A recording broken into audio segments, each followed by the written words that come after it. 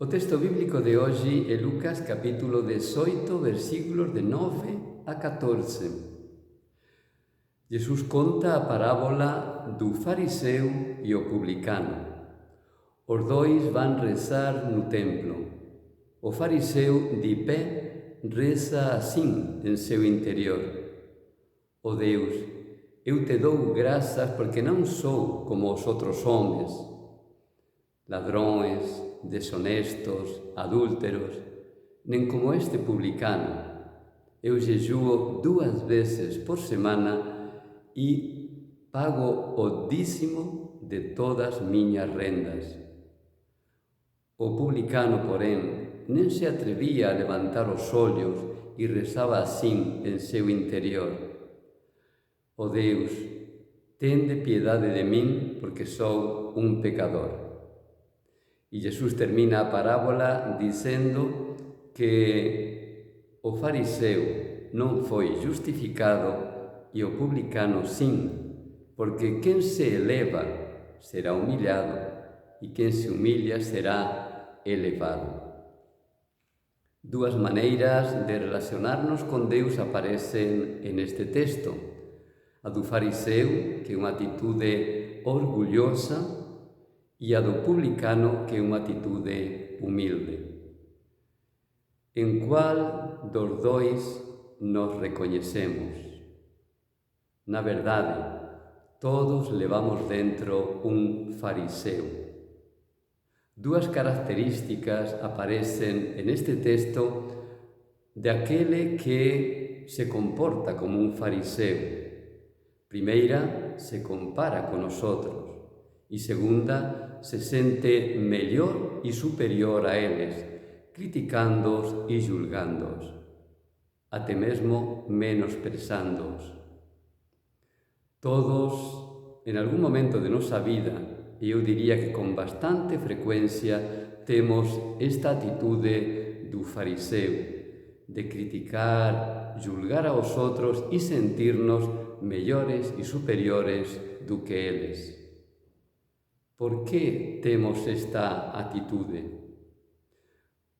Os psicólogos dicen que cando criticamos moito aos outros é porque non queremos enxergar nosos propios defeitos e pecados.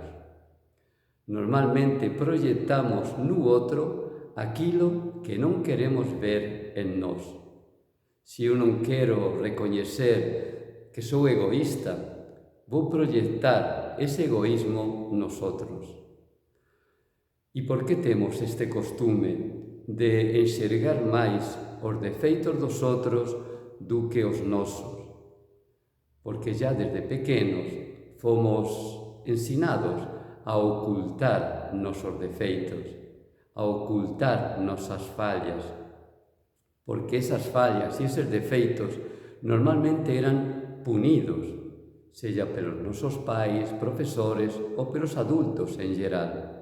Entón, nós aprendemos já desde pequeninos a ocultar todo o que facemos errado, defeitos, limites, pecados, e ao contrario, todo o que a xente facía ben era elogiado e recompensado.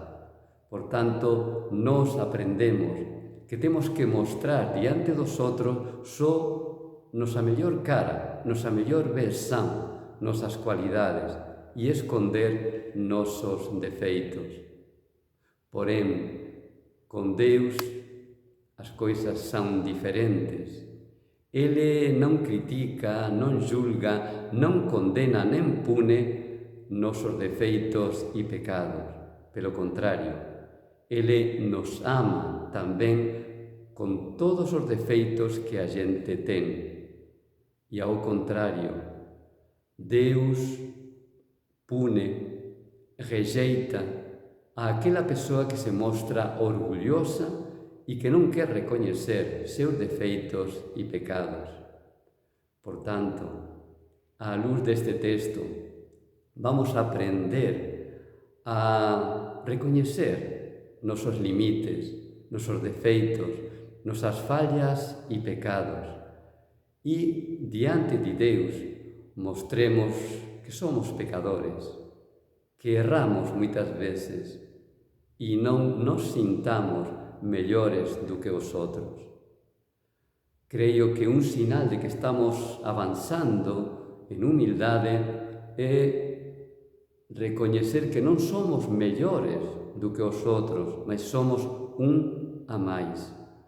Que bonito cando eu non me sinto superior a ninguén. Sei que sou humano, que fallo, que erro e, por tanto, aceito todas estas fallas, defeitos e pecados e me considero un a máis, non superior nen mellor do que os outros. Camiñemos así, camiñemos na humildade. Nesta Cuaresma te convido a crecer en humildade e a deixar ese fariseu que há dentro de cada un de nós. Que você teña un feliz día, Deus te abençoe.